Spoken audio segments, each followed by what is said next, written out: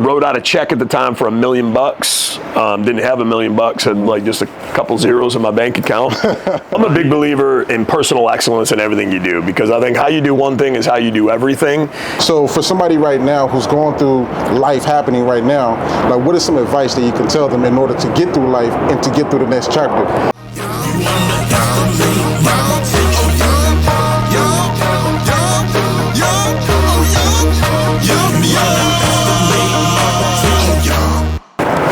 Oh, yeah. You are now tuned in to the Yump Yard podcast, where we interview high frequency individuals that are making a vibrational impact on their community and the world. I'm here right now with my good friend David Williams. What's going on, my man? David, man, what's happening? Thanks for having me on. Absolutely. Excited to be here. Absolutely.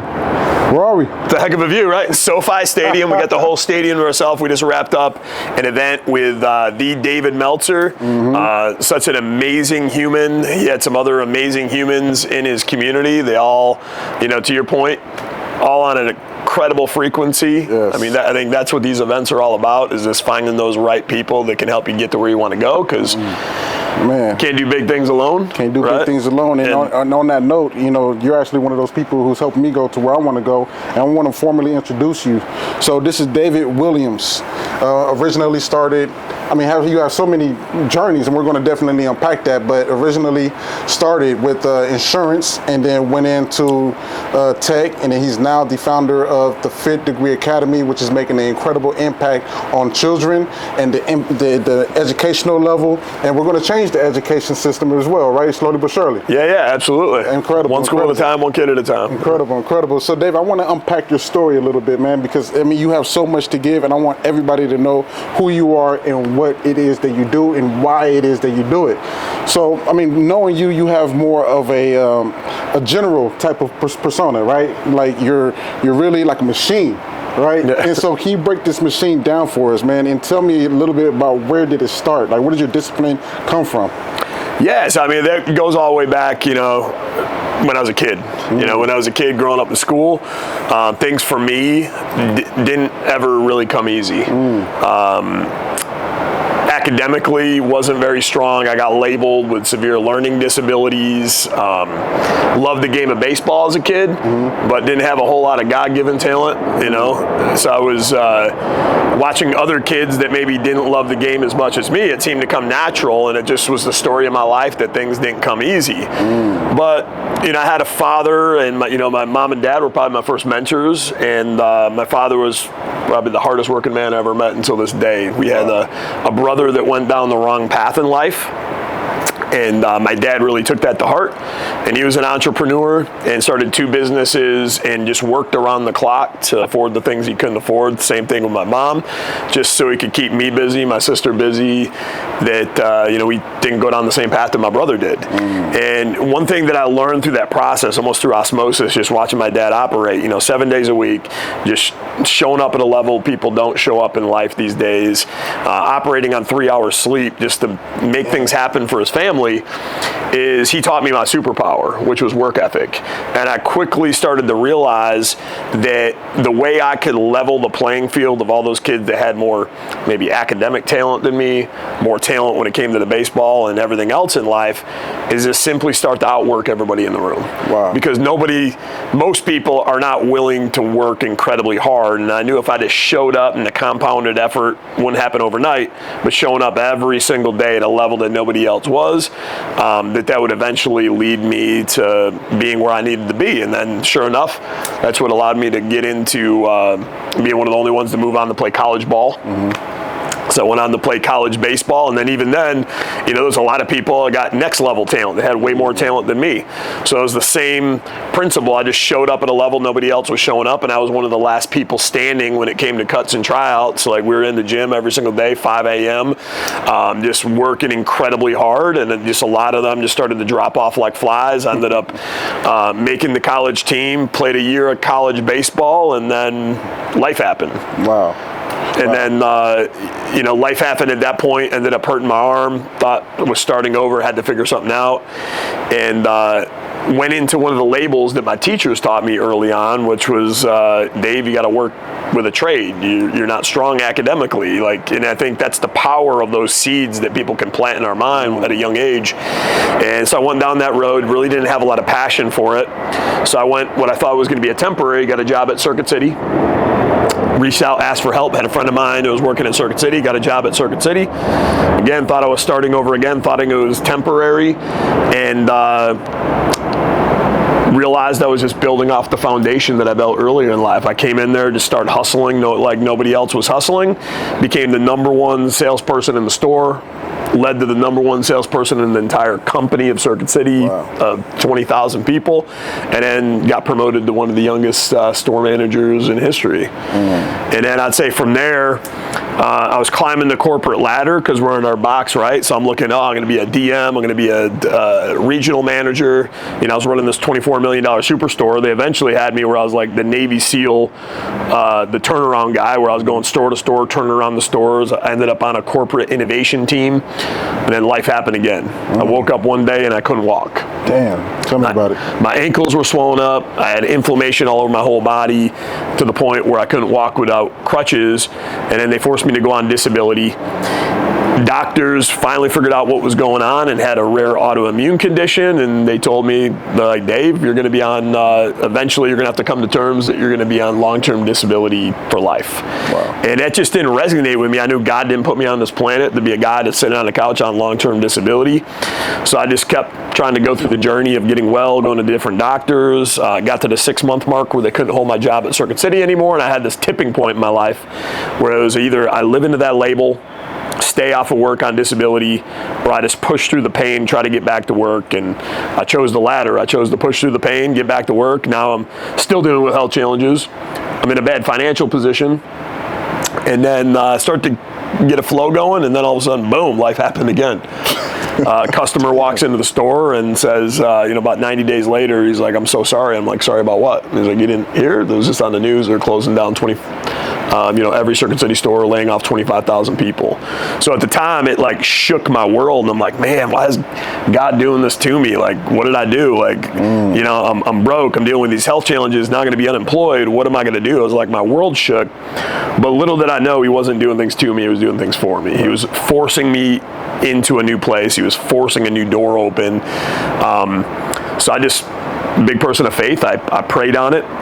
And came across a friend of the family that was in the insurance business, doing really well, young kid. And it was my first encounter with passive income, reoccurring revenue. I was like, sign me up.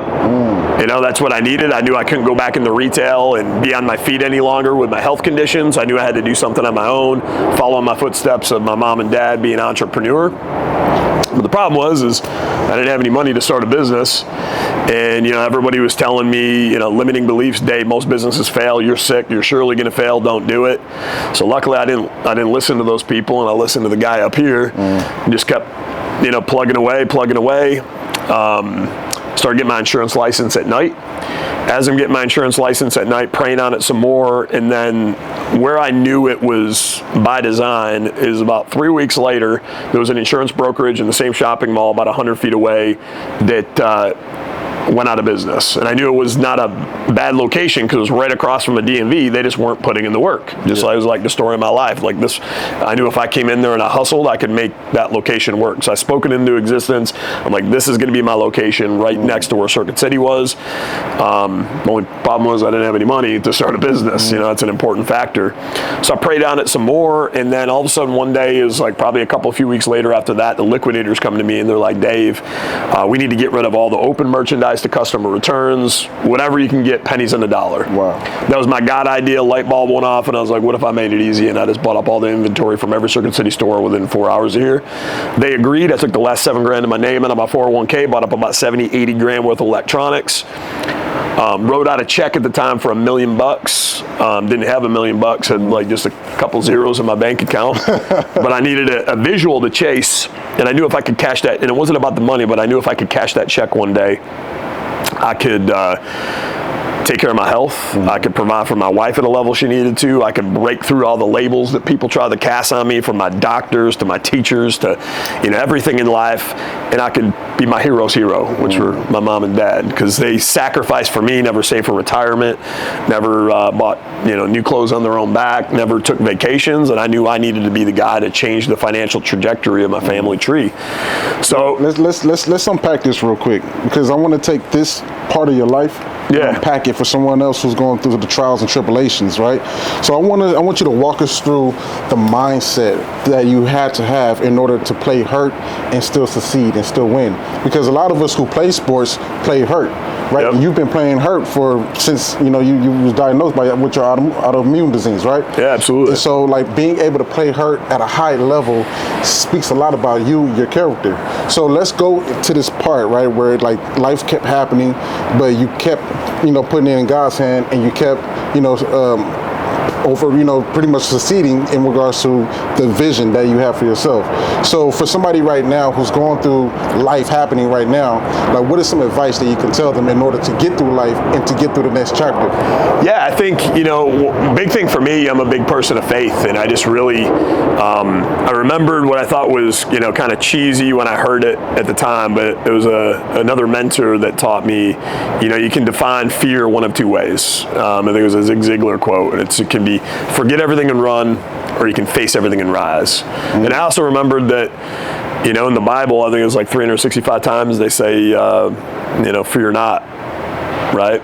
So through God, all things are possible. So what is there to be afraid of? And I think also for me, fear was a motivator of, living an almost life, being that guy on disability that didn't amount to too much. And that to me was way more fearful than pushing through the pain and trying to figure out how to play hurt. Wow. It just created this pressure chamber for me to have momentum and figure it out. Yeah. So at this point, were you like picking up books, trying to learn how to get to the next level? Were you writing down your goals? Were you, trying to get into different networks? Or were you just like, look, God, I surrender.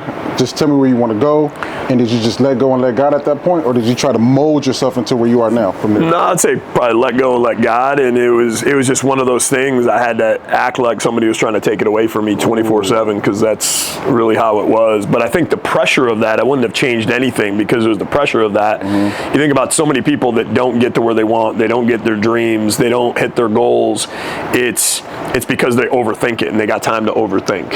They got like lack of action, and then maybe they're picking up books and they're learning, but then they get in this perpetual state of learning, and they want to have everything perfect, and it creates this over-analysis paralysis, and then they never even get started. They got all the knowledge in the world, but I think knowledge is one piece, but you can't really have true knowledge unless you're taking action, because really where the learning takes place in all the failures, the learning takes place in all the stumbles in the road, the learning takes place when you win consecutively over and over again. You eventually learn those little nuances that they don't share in the book, because they give you a formula in the book, but it's kind of like, I look at a book as like Swiss cheese, right? You get all the holes, but what are those missing components? Yeah. And those missing components are like taking the action, putting in the work, and real world experience, learning as you're doing. And for me, it created the situation. It was do or die. I either literally had to go and make things happen and figure things out, which at the time, the liquidators came to me, and I bought up all that open merchandise, sold it online, paid off my medical debt, raised the capital for my first insurance agency, and then started it. And I remember day one, they're like, well, we're going to train you for 2 weeks, and then you could start to sell. And we were required to have 2 employees. I hired 2 people that lost their job with me at Circuit City, one on the left of me, one on the right. And I looked at them, I was like, listen, I don't have the luxury to learn first. So I knew I had 60 days worth of working capital, and if I didn't get revenue going right away, then I'd be out of business before I started. So what I did is I knew what I do best, I had great salesmanship, great leadership ability, and I just started hustling, and I started grabbing people out of line at the DMV, and I told the trainer, I'm like, we're going to do things a little bit differently than you've done in the past, and what you're going to do is you're going to teach me in real time. I'm going to start grabbing people out of line at this DMV. I'm going to pull them in there. I have no idea what I'm doing. I have no idea about insurance. I have no idea how to quote, and I want you to train me as I'm pulling these people in and trying to save them on their insurance or get them to switch over. And I remember my first client to this day. Normally it should take like a half hour to sign up everybody's insurance policies. It took me 4.5 hours. Ronaldo Hernandez, pulled him out of line to the DMV, big motorcycle guy, had rental property, home, cars, motorcycle. Luckily, he was a very patient man, but I learned very quickly that way because I was learning under the gun, under the fire, while I was getting results. And that's what I like to tell people. I mean, there's power in taking action, and there's learning in that. The best formula for teaching my team and leading my team. Because little did I know at the time that I was leading through osmosis, and I was showing up like a maniac, like somebody was trying to literally take it away from me 24/7. I knew if this failed, I was going to be living in the label of my doctors. I was going to be living in the label of my teachers. I was going to be disappointing my wife. I was going to be, failing my parents that needed to count on me financially as they went into retirement. So like I'm looking at that check every single day. Every single day I got to make it happen. But very quickly our first month became top in the region. Wow. Top in the region turned into one of the top in the company. And then fast forward, we ended up scaling that thing to over $22 million in recurring revenue, one of the largest Allstate agencies in the country. Because I didn't have time to stop and think. It was like I had to take action and take action immediately. I like what you said when you said I had to teach the teacher how to teach me. That's something incredible, and that shows a lot also about your character. Stepping back, and then you also said that I didn't have time to learn the traditional way. I needed to get it now. So then you were able to step out and do something in regards to the way your brain works, which is, okay, I'm going to take the initiative, go to the DMV, pull some people out of the line, and then I'm going to teach my teacher how to teach me, sign this person up, and then lo and behold, boom, you shot off. So now we're fast forward, right? $22 million in insurance, and then does life happen, or does life just keep progressing at this point? Yeah, so I mean, it was obviously, about a 9-10 year journey that I did that, and then finally exited that. I had multiple team members on development plans with me to own their own agency. We brought that to fruition. They ended up buying me out. And then I was like, well, now what? I'm starting over again. And to be honest, it was almost like a little bit of PTSD. I was going back to my Circuit City days, like I'm starting all over. I'm like, what if, those limiting beliefs sometimes go through our mind. What if I was a one-trick pony? What if I can't do it again? What am I going to do? I just sold off, everything that was paying the bills. Yeah, I got a chunk of money, but that's only going to last, so long. And then I leveraged the power of partnerships. I had a, business partner that was making the same exit, and we had similar strengths, but opposite strengths at the same time to really work to one another, and then found through the right partnership, which can be rare sometimes, that we could do way more together. So we got back in, built another insurance brokerage in a fraction of the time, even bigger than I did before, but without the same energy, without being in the thick of it all the time. So started to learn that if we paid the right people and built the right people around the company, that we didn't need to be in the thick of it, and we could work on the business rather than in the business. And then we started a staffing and recruiting company to serve insurance agents, started to expand out in other verticals, became the top staffing and recruiting company in the insurance industry. A couple software companies, got software CRM that we became a part of and partnered in, and then started our own hiring automation and training automation software that we're just launching. And then from there, started stacking money in the real estate, started to seek out mentors, going into masterminds, learned a thing or two about a thing or two, started learning about real estate, acquired about 15 million in real estate that we rent out up and down the East Coast. And all of our businesses have always been for-purpose businesses, always had a heart to impact. So we've always done things like give out scholarships to at-risk youth, or give out part of our profits to impact, and wanted to do something on a bigger scale. And then that's where we created the Fifth Degree Academy, like a so mastermind. That's where we are now, right? Teaching kids the things they don't teach enough in school, where we bring in celebrities, influencers, and experts to get them excited about education. And not to go too far, but let's park right here real quick. Let's park right here because we got to really spend some time on this Fifth Degree Academy and talk about the people who you've brung into this whole realm. So, on the way to becoming a millionaire, does it feel like you're running towards something, like you're running towards that $1 million check that you wrote and manifested, and then once you become a millionaire, does it feel like you're running from something, which is being broke again? And can you break that down? No, absolutely. Well, to those that are wondering, I did end up cashing that check. My goal was to do it by the age of 35. I did it by 34 and a half, 6 months early. And, again, it wasn't about the money, but it was what I was able to bring to fruition. And I was blessed to be able to do that. I gave my wife the life that she deserved, the home she deserved to live in, provide my son a life that he deserves, and able to give back to my community.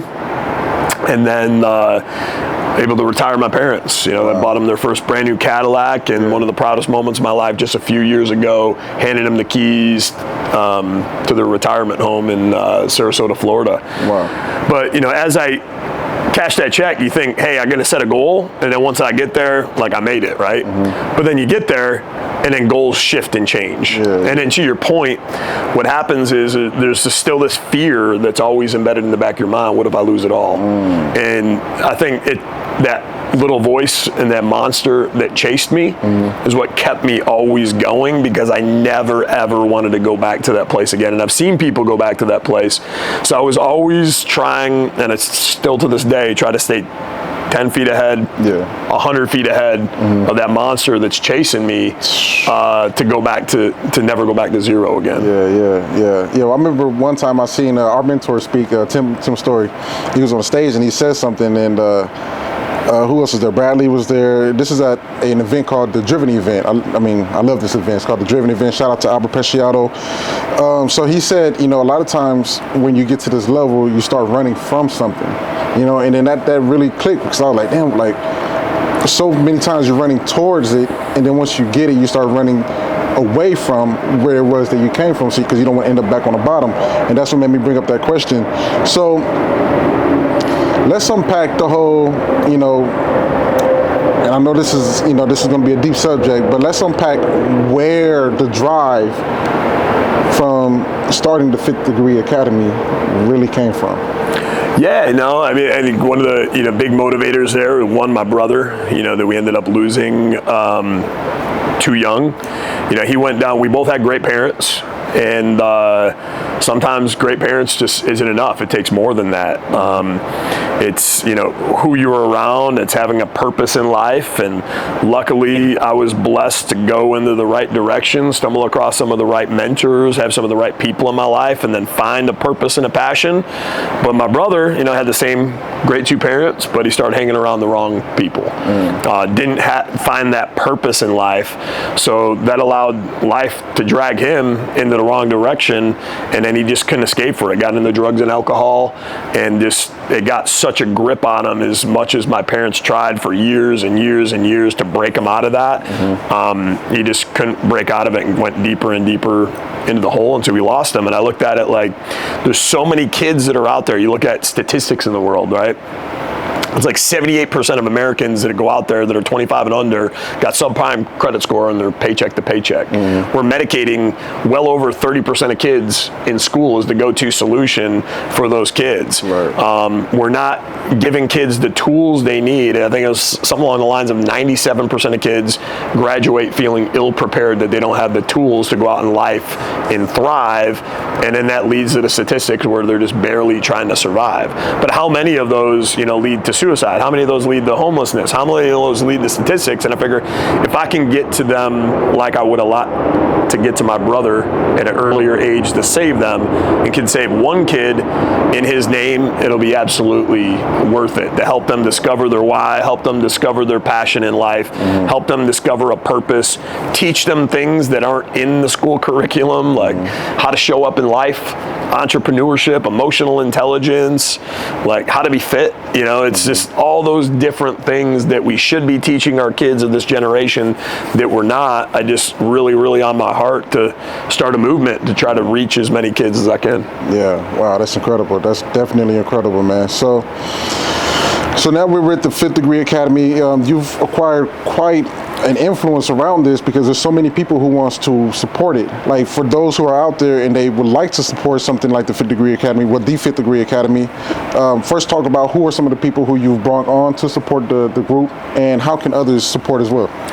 Yeah, no, we've had, countless people come in, partner with Tim Story in the project. Dave Meltzer's been helping with the project. We're actually doing an event here at Long Beach Jordan High School coming up where I'm going to be giving a keynote to kids.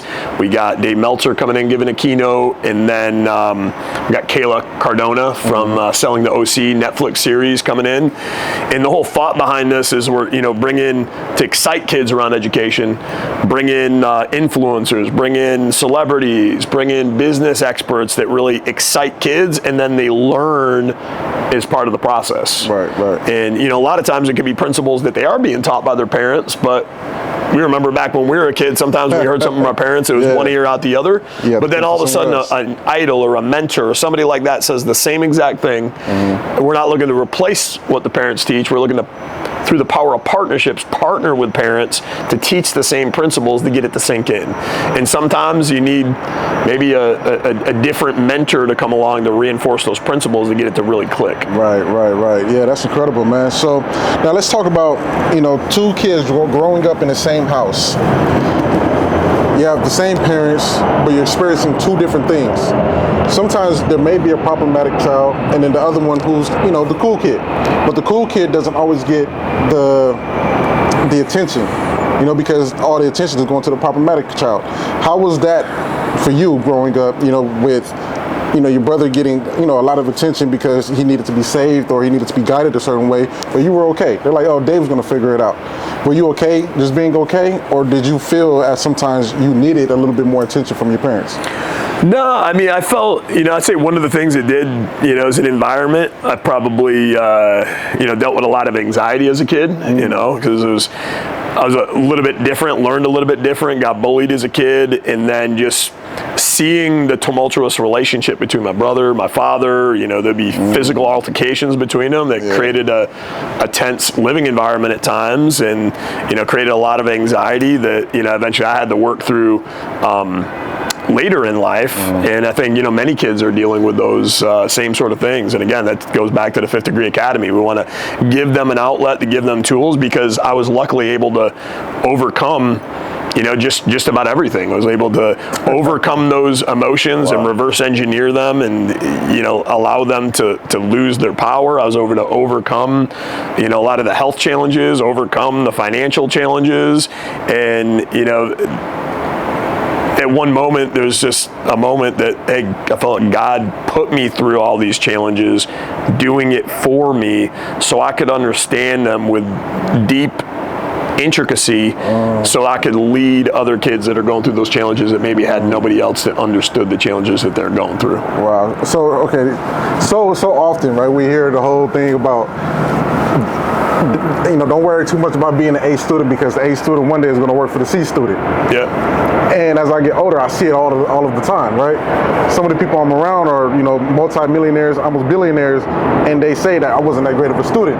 So it seems real that you don't necessarily have to be a great student in order to be a great human being and a thought leader in this world. So now I'm wondering, for those who do thrive to be an A student, but may fear working for a C student, like how can you like help them find a balance where still strive to be an A student because it's in you, but still have some of that C student leadership in you? Like, you know what I'm saying? Yeah, no, I'm a big believer in personal excellence in everything you do, because I think how you do one thing is how you do everything. And whether it's you're that student in school, or you're maybe getting that first job and you're the janitor, you're flipping burgers, whatever it might be. What I tell people and I tell kids is show up and act as if if you're the CEO. Put in the work, no matter what. Even if like you got to put in 10 times the work to get that C that somebody else takes to get there. Hey, there's something to be said about building a muscle, about showing up in life at a level that nobody else is willing to show up for. And the compounded effect of that, it builds this muscle that's rare in this day and age, but I believe it's the exact muscle that's needed to do great things in life. Because you look at anybody that's built great companies, anybody that's best-selling authors, like anybody, actors, like anybody that's in the 1% of the 1% of just not even financial measurement, but just showing up in life and winning. Like the formula, it's always the same. Like I showed up every single day, day after day, day after day, day after day. The compounded effect of that transform them into a different human. And now once they evolved maybe past being the janitor, past being the person that's flipping burgers, and they got into a real role, it's like that natural instinct kicked in, and then they're off to the races, and it just led to this explosive growth in their life. Wow, this is incredible. This is incredible, man. I hope everybody's enjoying the conversation right now. So $22 million in insurance, you exit, get back in, and start it all over again, and take it even further than what you took the first time.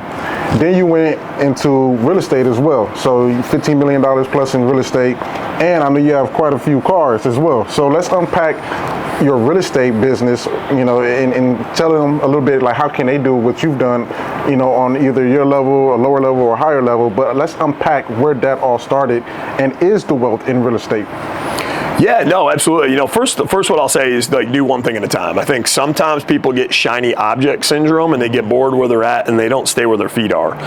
And then that results in like their focus being spread in 10 different directions, and they're given 10% over here, 10% over there, and then everything just kind of falls apart and crumbles. You got to have, before you can jump to the next thing, you got to keep the main thing, and let that fuel everything else. And in my very first business, I was in the thick of it. I was on the ground. I was leading things, and I think that was a necessary part of the process. But after I exited the first company, I did things differently. I valued my freedom, and I wanted to be in my ideal place of being a creator. I love to create. I can go out and execute. I can go out and like be on the ground in the trenches, and I still do it when I need to do it. But really where my passion is where I thrive is, being that creative person, being the leader. So what I started to do as I built businesses is I think people need to be not so quick to just promote themselves to CEO. Because it's like when you go to work for somebody else, you're not just automatically, hey, we're going to make you the CEO. You got to work your way up the ranks and eventually get there. So when I start a new business venture, I treat it the same way, that I got to earn the right to become CEO, and I got to start at the bottom just like anybody else. So even when we started our recruiting company, I was my own best salesperson. I put somebody alongside me and just hustled and hustled and hustled until I started crushing it, and I got somebody at 60 to 70% of the level that I was at. Nobody's ever going to be, if you're the business owner, I feel nobody's really ever going to be 100% of you, but if I can get somebody 60% of me, now all of a sudden go on to the customer service position. What does a perfection look like, and how can I execute that and then teach somebody to get 60, 70% of me? And then go on to the next position and get somebody 60, 70% of me. Then go to the leadership position, do it alongside them, execute it at the highest level until they're 60, 70% of me. One, it's one of the best ways to train somebody, I believe, through osmosis, but two, it's one of the best ways to be a leader, because being in the trenches and doing it, you get to understand all the nuances, the ebbs and flows. You get to understand the failure points. You get to understand the leverage points of success. You get to understand how high is the bar, how low is low. So now when I'm setting smart goals for my team, they're realistic goals because I lived into that position, and I know when they're giving me BS. I know when they're living below their potential. I know how high is high, and I know how low is low. So I know the barometer down to a T, where too many people go into the business, hey, I'm the CEO right away, and they're so disconnected from the business. They're disconnected from that sales position, which means they're disconnected from the sales process. They don't have a sales process, and then that's how people get caught in the trap where the company is running them rather than them running in the company. It's because they don't understand any of the nuances of the company. But if you do things, another mentor of mine told me before, starting a company is like raising a baby, right? What do you got to do when you got a baby? Those are the parents that are out there. You got to feed the baby every single day. You got to nurture the baby. The baby just slowly grows over time. But what happens like one day you don't show up and feed the baby? What happens if one day you show up and you don't change the baby? Well, the baby can get sick, right? Yeah. And what happens if, all of a sudden, like so many people do, I want to blow up my company overnight and I'm just going to go from 0 to 10 million. What happens if you tried to overfeed the baby? I want to get my baby to grow up instantaneously overnight. Well, no, you just can't overfeed the baby. The baby's going to get sick. Well, it's the same way when nurturing a company and building a company. It's got to be day by day, trust the process, slow, methodical, and then eventually that's where overnight success comes from, is usually like that 10 years of consistency and hard work. Right. Wow. That's crazy, man. So we're going to take a small little break. Is that right? All right, we're going to take a small little break and we're going to be right back, guys. Oh, yeah. What's up, my future real estate moguls? Welcome to Papray Systems, which stands for Plug and Play Real Estate, where we're all about helping you shine in any market. I'm Francis John Nunez, and I am absolutely thrilled you decided to stop by. Imagine having compelling letters ready to go for off-market prospecting, client acquisition, referrals, buyer and seller correspondence, and so much more. It's like having a secret weapon in your real estate arsenal. But hold on, because we got something even more exciting for you. For a limited time, we're offering our complete real estate letter bundle, not for the regular price of $1,798, but for an exclusive price of $298. Inside the bundle, you'll find over 300 letter templates that cover every aspect of the real estate game. Each template is crafted to captivate and engage your audience, saving you time and ensuring that the message hits right on time every time. And all you have to do is put your name on it, your email, phone number, and DRE number. Isn't this wonderful? But look, here's the real game changer. You can now take your marketing to the next level effortlessly. Just add your information, change the photos, and customize the colors to align with your personal brand. Elevate your brand and captivate your audience with a diverse range of templates. Don't miss out. Seize this opportunity now. Upgrade to the complete package and transform your real estate promotions like never before. Just click on the link below and unlock the power of over 70 templates for today's exclusive price. But don't just take our word for it. Listen to what fellow real estate professionals are saying about how these letters help transform their real estate business. I just got the Papray system, phenomenal system, a lot of value to it. Here outdoor knocking today, we're gonna do 25 doors at least. We have our Papray systems with us. And the Papray system is amazing. I started to really sit down and look at, okay, well, what are some of the areas that I wanna focus on? I'm like, wow, this program has everything and more. Dude, if you're a new realtor in the business or even a seasoned realtor who's been in the business for a while, you wanna check out his content. Full of content. He has a vault full of content. It'll help generate more business for you. Like, I am a new agent, but it's helped me get through my process pretty simple. Like, I don't have to feel any anxiety that I'm messing something up or saying the wrong thing. I'm a new agent, so I feel like this is gonna blow up my business. If you're a real estate agent and don't have the Papray system, you're missing out. Papray Systems, I want to thank you so much. Everything that I do, all I have to do is just plug my name in and boom, start sending away. I really appreciate you. This is an awesome system. And I think what I love most is the intention behind it. Like, it's built by, realtors for realtors.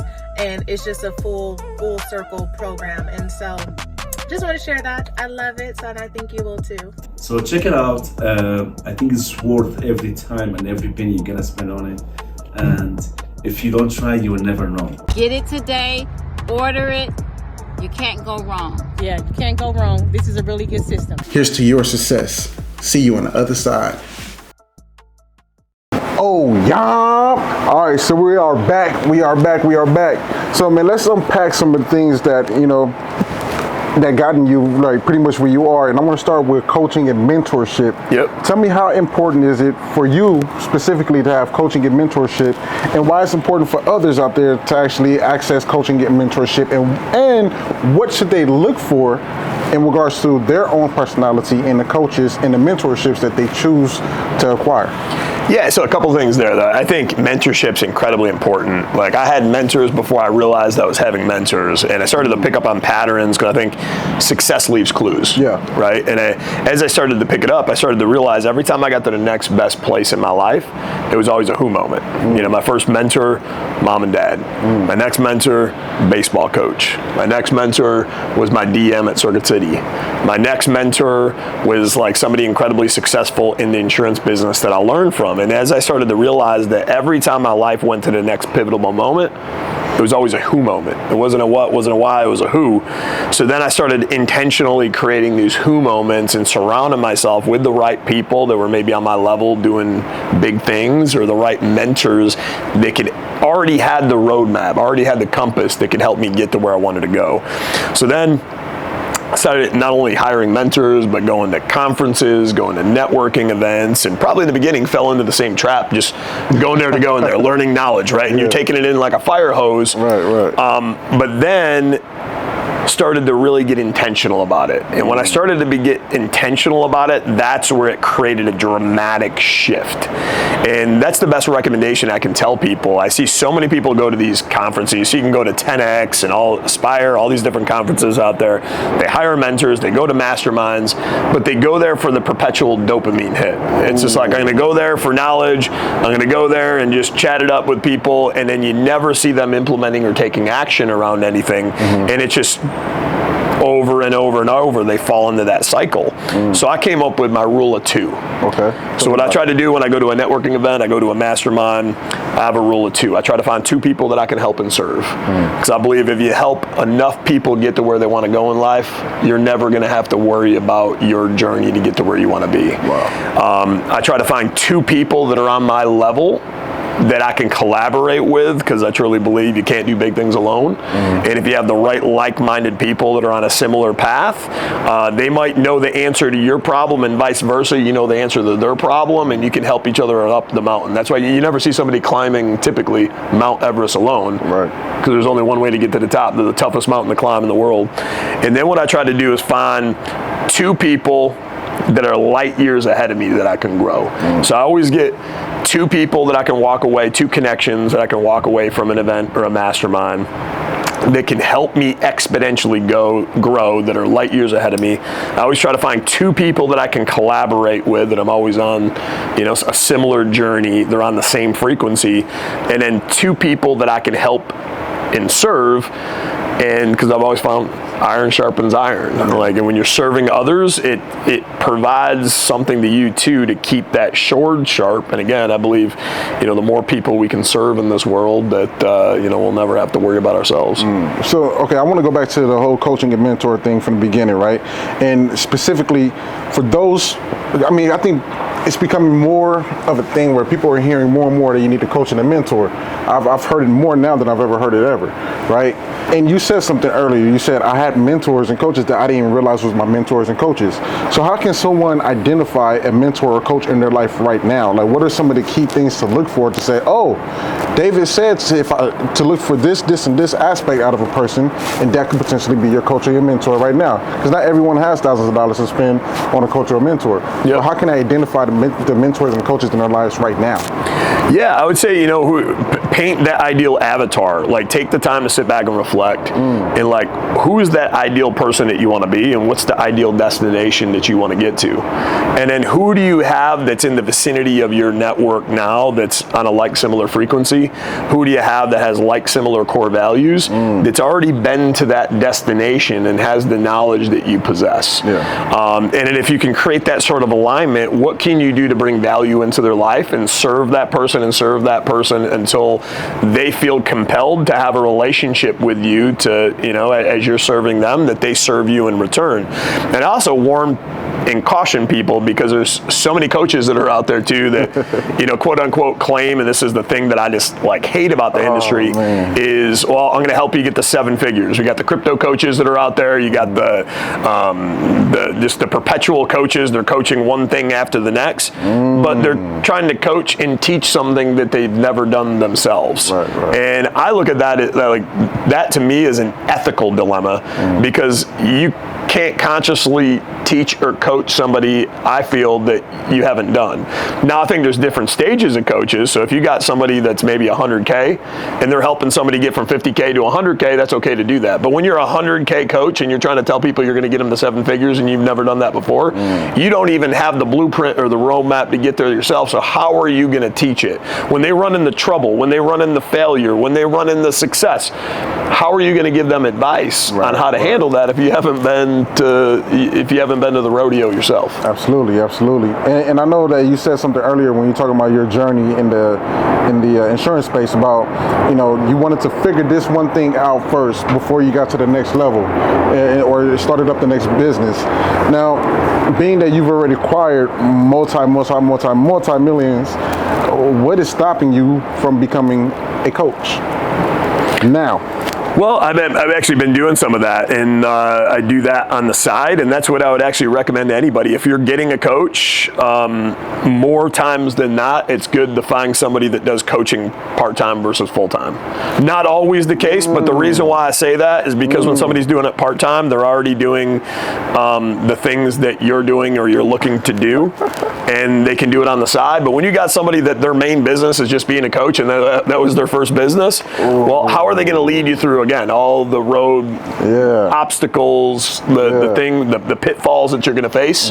Like, you need somebody that's been in the thick of it. You need somebody that's been in the mud. So I usually find that part-time coaches are the best over full-time coaches, unless they put in their time, they put in a decade or two doing the things that you're already doing or looking to do, and then went on to be a coach.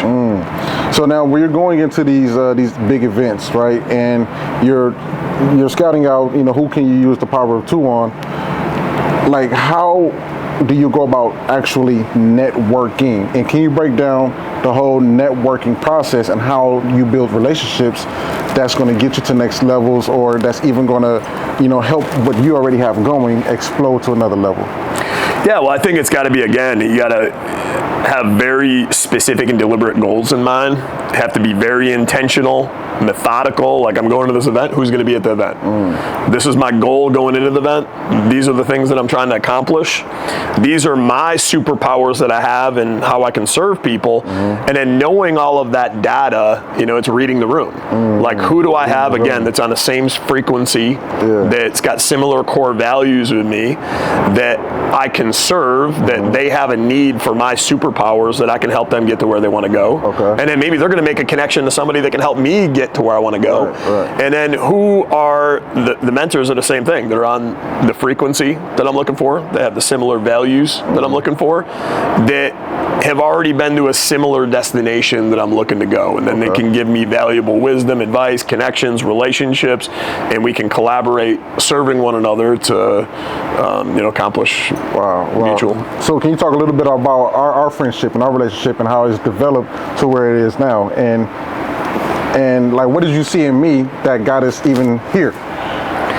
Yeah, no, I think, it started, we met through Tim's story, and I think where our initial relationship started off, we needed some, video content to try to bring to life some of the things that we're doing with Fifth Degree Academy and some other projects. And what I saw with you, what gravitated me to you, is just like your whole demeanor, like the values that you stand by, how you serve other people, how you carry yourself with other people, and that, I would say, it was very much in alignment with me. And I saw your ambition where you wanted to go, and it just, how you showed up and how you continue to show up, I think is what motivated and compelled me to want to help you get to the destination that you're looking to get to. And not for nothing, I think we built a good friendship too, and I think it's yeah, absolutely, man. I appreciate that. Same thing, man. Like, when I first met you, you just carried yourself a certain way where it was like a no bullshit type of guy. You know what I mean? and I consider you like a onion. You know, you smell way better than the onion, but I consider you an onion. It's like you're not gonna get the full gist of you just from meeting you or being around you one time. You know, it's gonna take multiple encounters before you actually, release one of the layers.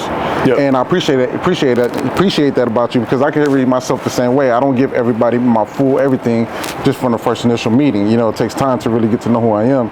And I think, we've unpacked some of the things, and you showed me, that I'm more than just a person who helps you with content or helps you with the fifth degree. You showed me that, like you really care, and you just through your actions, and that's what really got me to really look at you through a different light as well, and I really do appreciate that. Likewise, brother. Now I do notice that you check in with people, you send videos just to say hey and things like that. Can you unpack a little bit behind that in regards to just checking in and saying hey and making people feel like you really care, because you do. Yeah, no, absolutely. I think, once you build your network, I think, there's that old saying too, your network's your net worth, right? Like you got to maintain it. You got to nurture the relationship. It's like the same way with anything, with your kid, your spouse, like your parents. Like if you go not talking to somebody for 1, 2, 3 years, you start to lose the synergy and the power of that relationship. And I think as you're building those valuable relationships, you have to be really intentional about maintaining them. You have to stay top of mind. You have to stay relevant. So, I've really learned this one from Dan Fleischman. He's really good about that. He's got one of the biggest networks out of anybody that I know. And he's really intentional about wishing everybody a happy birthday. He's really intentional about, he knows he's going to Dallas. He knows all the people that are in his network that are in Dallas, and he's pinging them to do a meetup. Or he knows a new restaurant's going to be opening up in Dallas that's very notable, and he's reaching out and sending that out to everybody. Hey, saw this cool place that's opening up in your area. So he's like very deliberate and very intentional about maintaining those valuable relationships that he built. And I started to just echo and mimic those same things to ensure that, once you put the work in and you got that relationship, that you maintain that relationship so you can continue to serve one another in the future. Is there such thing as a CRM system that's one size fit all? Because we were here today, at the David Meltzer event, and Metal World Peace came in and he started talking about the CRM systems, and you're creating your CRM system already, or you already created a CRM system, correct? I just thought about it right now. Like, what if there's a CRM system, which is a relationship management system for content creators, and for networkers, right? As we go through all of these events, like instead of just putting them as a real estate investor or for my industry, which is real estate, of course, instead of just putting them as a real estate investor, a plumber, an electrician, or a contractor, what if for this space that we're in, we're able to actually create a CRM system specifically for this space, specifically for the people we want on our podcast, for the people we want to come to our event, and in different cities, like how you were saying Dan Fleischman has. Like, what if we put something together like that? Would that that just sounds like a needed tool that's out there, right? Yeah. Absolutely. Okay, cool, man. We'll have to put that one on paper somehow. Yeah. So, is there any question that you feel I didn't ask that I should ask now, that you want people out there to know about you, or something that you know of? Well, I think leadership's probably an important topic, right? Because there's a lot of managers that are out there, but great leaders, I find, are a rare commodity, and it takes truly great leaderships to have a great company. It takes truly great leaderships to do great things, especially when you have other people that are around you. And again, it's tough to do big things alone. You need other people around you, and you have to be that effective leader.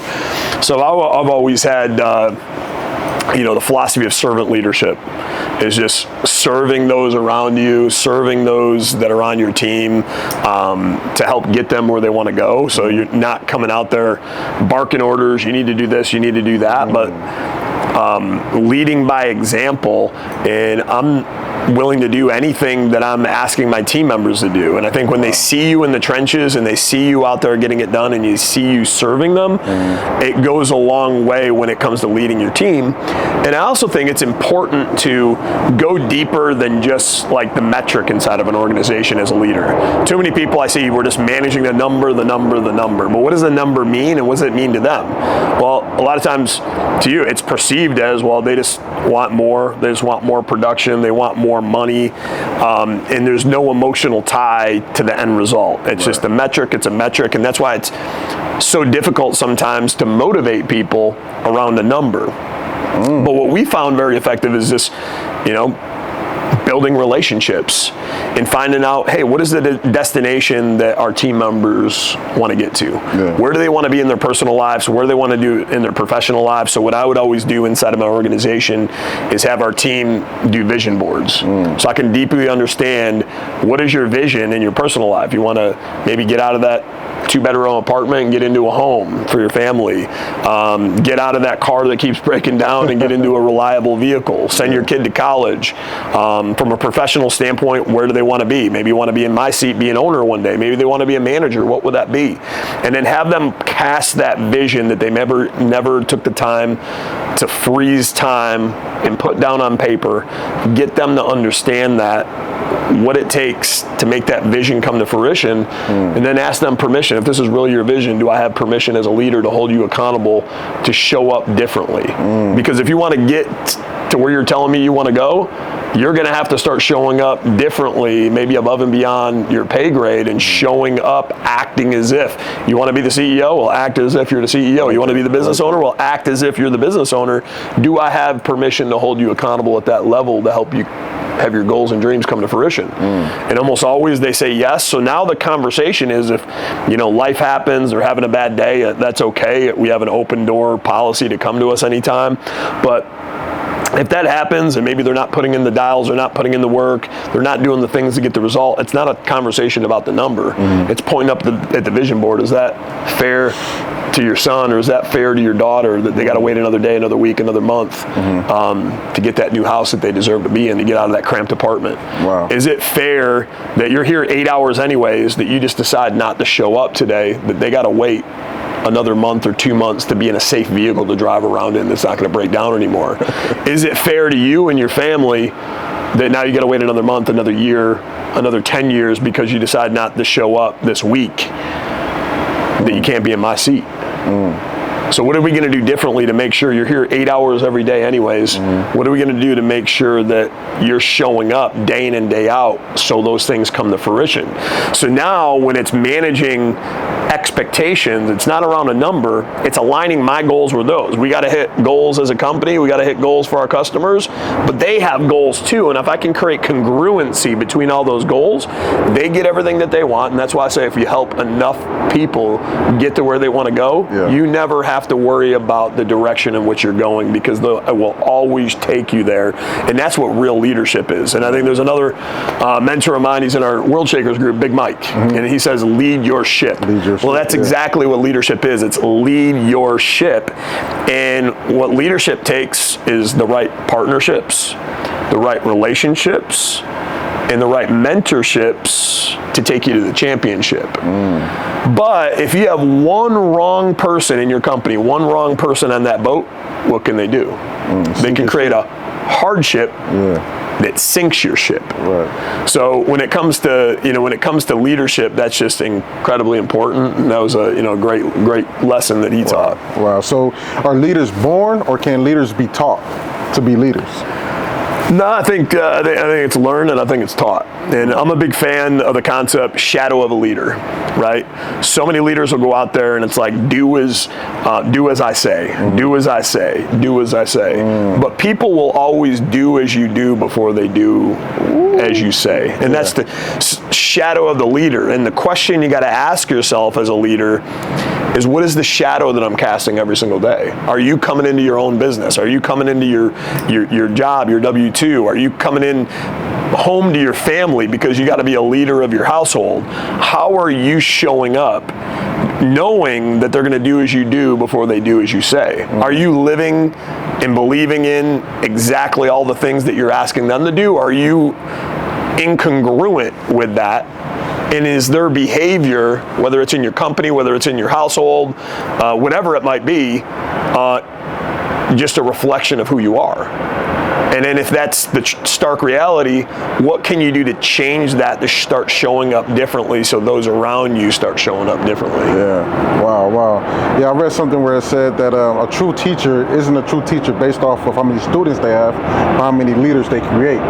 Yep. You know? And I think, yeah, and a true teacher is not only creating leaders, but I think you always have to remain a student too. So I look as my duty as I'm helping people level up. If people eventually get to where I need to go, I'm failing them if I'm not coming to these masterminds. I'm failing them if I'm not finding mentors and leveling myself up. So as they're getting to where I am, I'm creating another bar so that they always have somebody to learn from and always have somebody to chase. Yeah. So as you're starting businesses and still learning, as you're leading and still being a student, when do you find time to do both? Like, can you stay up, past 12 a.m. these days and study and, work the day, leadership, and then at night work on yourself? Is that still applicable to you now?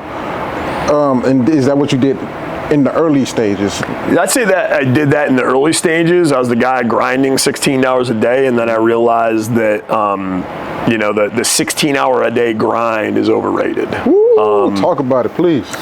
So, I mean, too many people are preaching out there, I wake up at 3 a.m., I wake up at 4 a.m., I only get 2 hours sleep, man.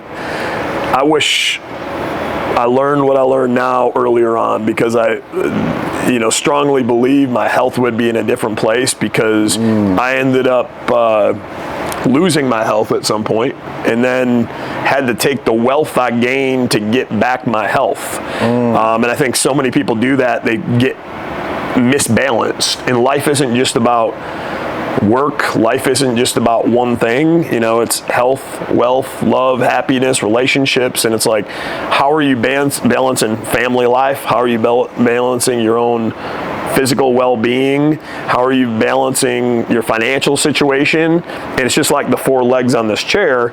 If one, you're putting all the attention on the one, well, this chair is not going to stand up on one leg. If you're putting all the attention on two, it's not going to stand up on two legs. There's got to be equal weight around the things that are most important in our life. And, I had to learn a lot of that the hard way. I had to learn it later in life, and then created a routine where it's my 1% rule.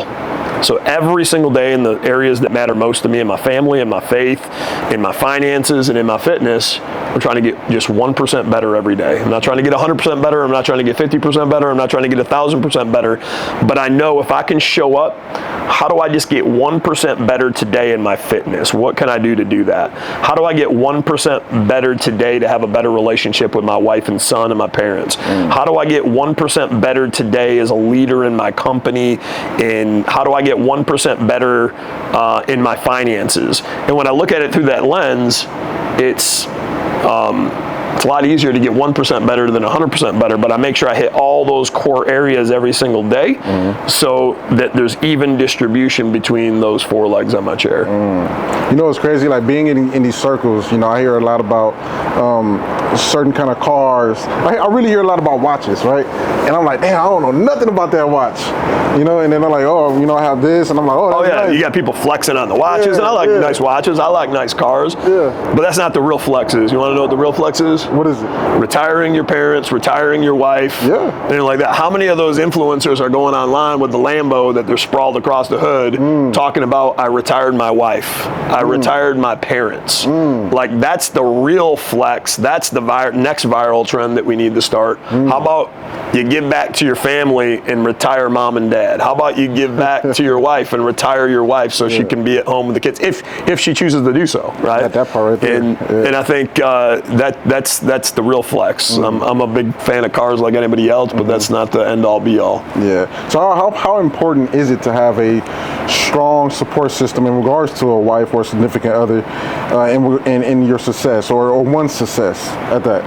I think it's incredibly important, and I wouldn't be where I am today, you know, without my wife, because without that support system, without that understanding, without that partnership in the household, what's the opposite of partnership? Well, you got friction, and you're constantly going. If you got somebody that's not in alignment with your goals and dreams, they're not bought into the mission, and you're not doing it together. If you're not together, then you're almost like polarized opposite magnets that are constantly pushing one another apart. And imagine how difficult the journey of entrepreneurship is. Yeah. But imagine if that main support system in your house is constantly against you, and you have friction there every day. It's going to be inherently difficult to get to where you want to go. Yeah. So I think, you know, two of the most important things to have nailed down in your life is your faith in God, and having that right woman behind you, or having that right man behind you, whatever your situation is that's in alignment, and you ride or die together. Right. Wow, that's incredible. So I think sometimes, you know, as we go on this journey, the significant other isn't always consciously aware of certain situations and how to handle them. Being that, you know, we come to certain events like the Dave Meltzer events, the Aspires, the Drivens, things like that, we're constantly feeding our brain and reading books that's helping us balance our emotions, becoming emotionally intelligent. Now, our significant other may not be reading the same books or not be going to the same events and handle certain situations differently. And when they bring it to your attention, like, oh, babe, I went through this, and this today, and you're logically like, well, you know, I mean, well, did you handle it like this, this, and this? I would have handled it this way, that way. Sometimes they don't want to hear that. But because of the way your mind is trained to solve a problem immediately, how do you find that balance? And do you even have that problem with your wife? And if you don't, how would you guide somebody to pretty much, you know, balance that situation where they're in this realm, their wife is somewhere else? I think one, that's the importance of communication. I mean, there's always got to be open communication on a consistent daily basis, weekly basis. And I think it also comes down to leadership in the household, right? If there's two parties there, you're never going to have a perfectly equilibrium. You're always going to have somebody that's leading, whether it's the woman in the house or the man in the house. Somebody's got to take the lead. And I think when you're taking the lead, whoever's taking the lead, it's your inherent responsibility to show up as a leader of your own household, and just make sure that open communication is there. Make sure that there's congruency on the plan and on the mission, and everybody's completely bought in on the destination that we're going to as a family. I agree. I definitely agree.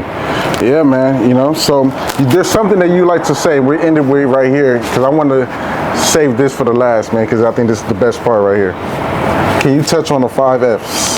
Yeah, absolutely. That's a Fifth Degree Academy. We teach the things, you know, that aren't typically taught in the school system: faith, family, freedom, finances, and fitness. And, you know, why faith? I mean, whatever the faith definition is to you, I believe, again, you really can't get to where you want to go without faith.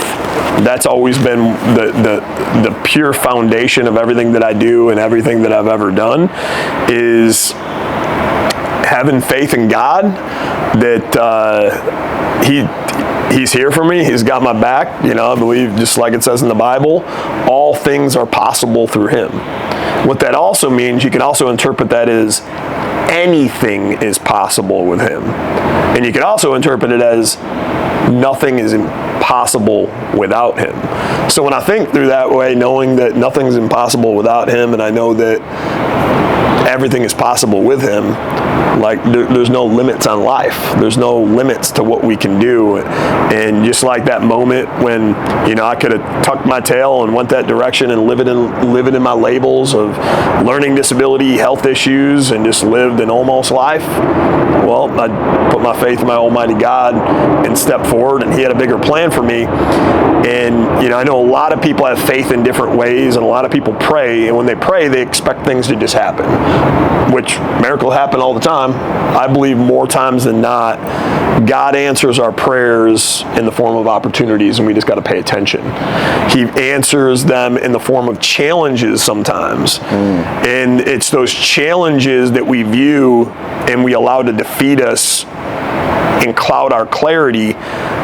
But I started getting excited about my challenges once I started to realize God started putting them in my path because he had something greater in store to me. And I knew if I could break through that challenge, I can break through that wall, the next best version of me, the next best thing in life is there.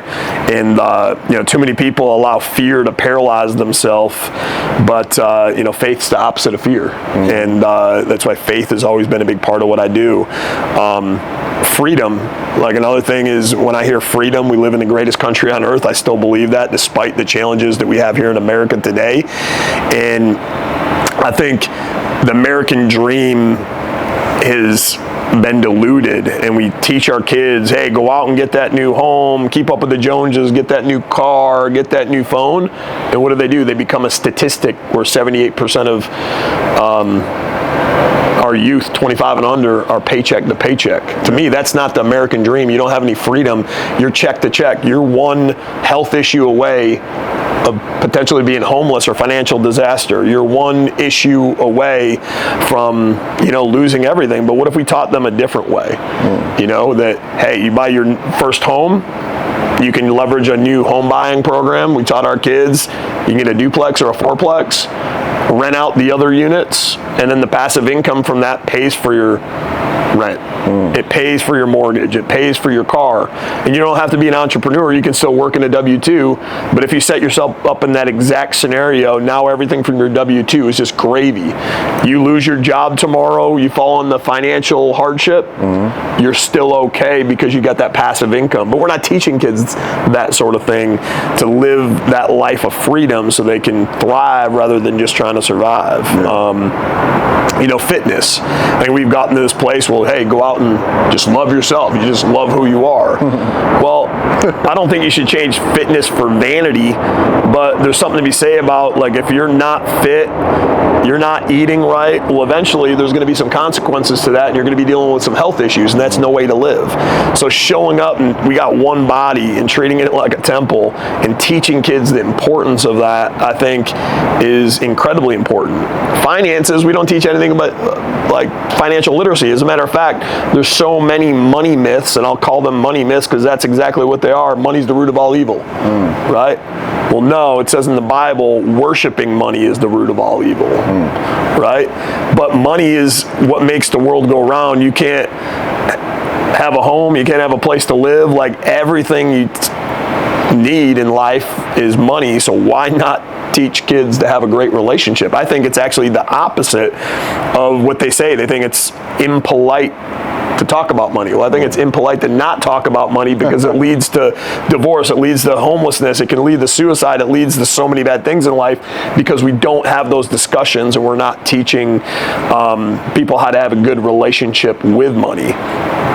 And I mean, that's why those principles to me, faith, family, freedom, finances, and fitness, family being the last, component of it, having that inner working relationship with your family, having that working partnership with your spouse, being there for your kids. Like, if that family unit is broken, well, most people that come from broken families are broken people. But if we can teach them how to, break that generational curse. Maybe they came from a broken home, maybe they came from a broken family, but it doesn't have to repeat itself and the buck can stop with them. And they can show up differently by leading their ship at home. They can show up differently in changing the trajectory of it. So now when their kid and their grandkids and their grandkids' grandkids raise their families, they do it in a different way than history had done. So that's why those 5 things are incredibly important to me. They're just not taught enough in school. They're not emphasized enough in school. And I think, they're the keys to having a life of excellence. Wow. I love it, man. I love it. Well, you heard it best, man, from my guy, David Williams. I mean, we've unpacked so much here on the first episode of the Yump Yard podcast. And, I'm so grateful, man, that you was, willing to be the first guest here. And you got to set up here in the SoFi Stadium here in Inglewood, man. And it's just incredible to be here. I mean, let's just unpack, right? I mean, you went from pretty much zero to $22 million, reinvest, got back into the business, did it all over again. started multiple businesses. Right now, the passion project is the Fit Degree Academy, based off of the 5 F's. Leadership is one of your biggest key components, and also mentorship as well. We push that as well. Yep. And building relationships is very important too. So, I mean, I want you guys to really watch this episode as many times as you need to, because this right here is a definite hidden gem, and it's so much to unpack. So, David, I mean, is there anything else you want to say before we get out of here? No, I would say just, leave everybody with this. Like, every day, like, you have a choice to just show up every single day. And if you decide to show up and do the hard things today, that's what's going to lead to you having the life of your dreams tomorrow. And that's in your relationships, that's in your health, that's in your wealth. It's just, how are you showing up every single day? And I think, the last thing I'll leave off with is like a parable that Tim tells, Tim Story, a mentor of ours. And he talks about having the farmer mentality, right? What does it take to be a great farmer? Well, what a great farmer does is they got to show up and have faith every day. First, they got to till their land. They got to plant their seed. And then once they do that, they got to show up, they got to fertilize, they got to water it every day. But they got to do that sometimes for weeks, sometimes for months. But they're doing it through a lens of faith, because as they're doing it for weeks and months, there's nothing budding above the surface. It's all happening beneath, and they got to have faith that that's happening beneath. But what could happen if maybe they decide, you know what, I don't see anything happening anyways, I'm not going to show up and water today. I'm not going to show up and fertilize today. You know what? Everything looks the same after not showing up for a day, so I'm not going to show up for 3 days. I'm not going to show up for a week. And then all of a sudden, all it takes is one day to kill the harvest. But those that show up with faith every single day, day after day, day after day, planting their seed, water, fertilize, water, those are the ones that end up with a harvest of abundance. And it's the same thing in our relationships. It's the same thing in our health. It's the same thing in our finances, our businesses. You got to show up every single day. You got to work your land. You got to plant your seed. You got to water. You got to tend to it. But if you let it go one day or a week, it could all fall apart. And it just takes showing up every single day to get everything we want in this world. Wow. That's incredible, man. That's incredible. Well, David, man, I want to thank you again, man. It's definitely been a pleasure. No, thank you. Appreciate it. Man, so much more that we're going to do with this life, man. So let's just continue to, enjoy the journey, my brother. Absolutely. Appreciate you, brother. Yes, sir. Yes, sir. Oh, yeah.